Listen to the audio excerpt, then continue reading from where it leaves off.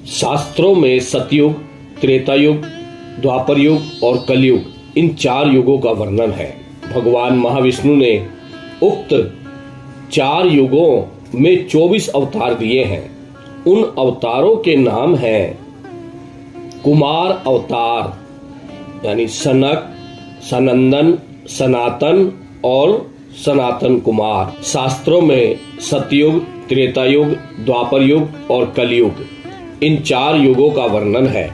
भगवान महाविष्णु ने उक्त 4 युगों में 24 अवतार लिए हैं। उन अवतारों के नाम हैं कुमार अवतार यानी सनक, सनंदन, सनातन और Sanat Kumar. Number 2 Yagyeshwar. Number 3 Varaha.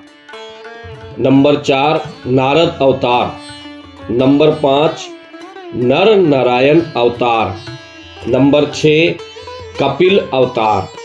Number 7 Dattatreya अवतार। नंबर 8 यज्ञ रूप अवतार। नंबर 9 ऋषभ अवतार।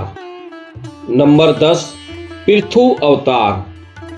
नंबर 11 हंस अवतार। नंबर 12 मीन अवतार। 13 नंबर पर चक्रधर अवतार। 14 नंबर पर कूर्म अवतार। 15 नंबर पर धन्वंतरी अवतार। 16 नंबर पर मोहिनी अवतार। 17 नंबर पर नरसिंह अवतार। 18 नंबर पर वामन अवतार। 19 नंबर पर परशुराम अवतार।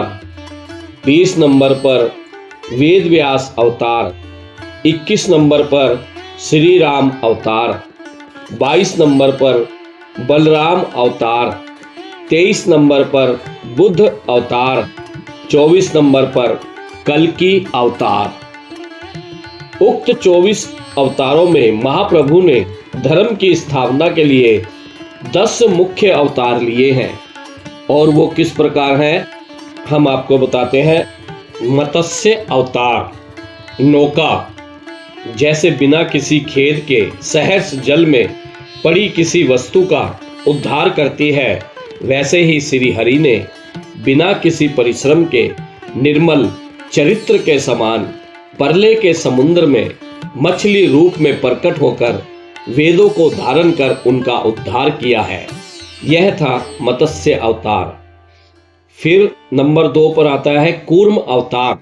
श्री हरि ने कूर्म रूप अंगीकार कर अपनी विशाल पीठ के एक हिस्से में पृथ्वी को धारण किया है। समुद्र मंथन के समय विशाल मंदराचल पर्वत धारण करने से उनकी पीठ पर एक बड़ा गड्ढा जैसा बन गया, जिसके कारण वह गौरवान्वित हो रहे हैं।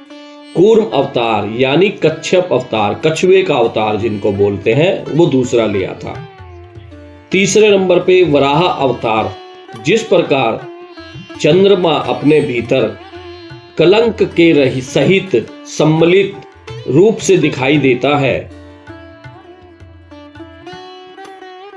जिस प्रकार चंद्रमा अपने भीतर कलंक सहित सम्मिलित रूप से दिखाई देता है, उसी प्रकार इस अवतार में भगवान ने विशाल महासागर में डूबी पृथ्वी को अपने दांतों पर स्थित कर उसका उद्धार किया था। इसके बाद चौथा अवतार नरसिंह अवतार। श्री हरि ने नरसिंह रूप धारण किया। अपने भक्त प्रहलाद की विनती सुनकर उनके पिता हिरण्यकश्यप से उनकी रक्षा करने के लिए अपने श्रेष्ठ कर कमल में विद्यमान नख रूपी अद्भुत श्रृंग से हिरण्यकश्यप के शरीर को ऐसे विदीर्ण कर दिया जैसे भौरा फूल को विदीर्ण कर देता है। ये था नरसिंह अवतार। 5वां वामन अवतार। भगवान वामन ने राजा बलि का अभिमान तोड़ने के लिए बलि से यज्ञ के लिए 3 पग भूमि दान में मांगी। उन्होंने 2 पग में तीनों लोक नाप लिए। जब भगवान के श्री चरण ब्रह्मलोक पहुंचे तब ब्रह्मा जी ने प्रभु के चरणों को जल से धोया और उस जल को अपने कमंडल में एकत्र कर लिया। प्रभु का वही चरणों तक गंगा जल में परिवर्तित हो गया। तीसरे पग में भगवान ने राजा बलि के मस्तक को भी नाप लिया और उन्हें पाताल लोक भेज दिया। ये था वामन अवतार। परशुराम अवतार, भगवान का छठा अवतार परशुराम अवतार। इस अवतार में श्री हरि ने भृगु वंश में भगवान परशुराम रूप धारण कर क्षत्रिय वंश का विनाश करते हुए उनके रक्त जल से जगत को पवित्र कर संसार का संताप दूर किया। इसके बाद 7वां आता है रामा अवतार, राम अवतार। भगवान विष्णु ने अयोध्या नरेश महाराज दशरथ के पुत्र के रूप में राम अवतार लेकर दशानन रावण को युद्ध में परास्त कर उसके 10 सिरों को अपने अद्भुत बाणों द्वारा काटकर 10 दिशाओं में फेंक दिया। इंद्र आदि दिक्पालों को स्वर्ग का राज लौटाया और धरती पर पुनः धर्म की स्थापना की।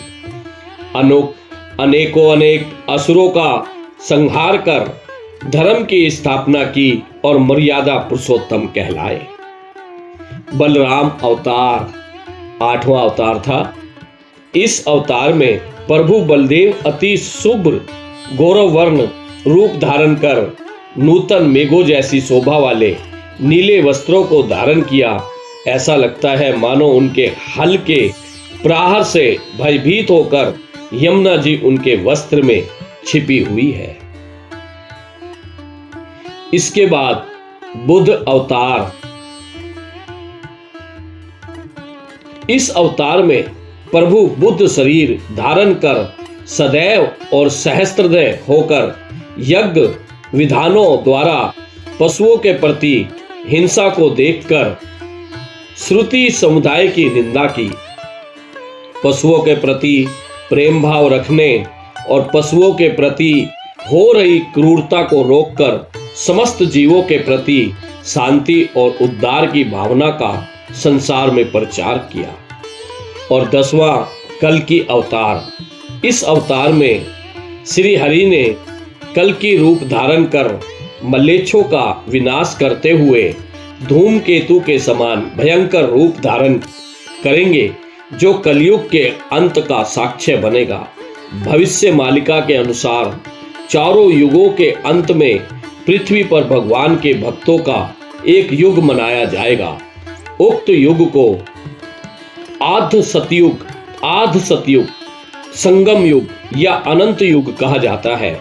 भविष्य मालिका के अनुसार चारों युगों में भक्तों की मनोकामना पूरी करने के लिए भगवान विष्णु स्वयं कल्कि अवतार लेकर भक्तों को 1009 वर्षों तक सुख समृद्धि प्रदान करेंगे।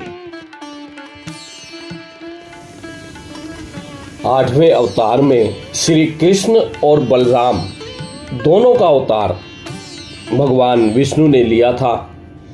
भविष्य मालिका के अनुसार उसको बलराम अवतार कहते हैं और हमारे जितने भी ग्रंथ हैं उनमें कृष्ण अवतार कहा गया है। लेकिन सभी ग्रंथों का निचोड़ निकालें तो कृष्ण और बलराम दोनों ही अवतार थे भगवान के।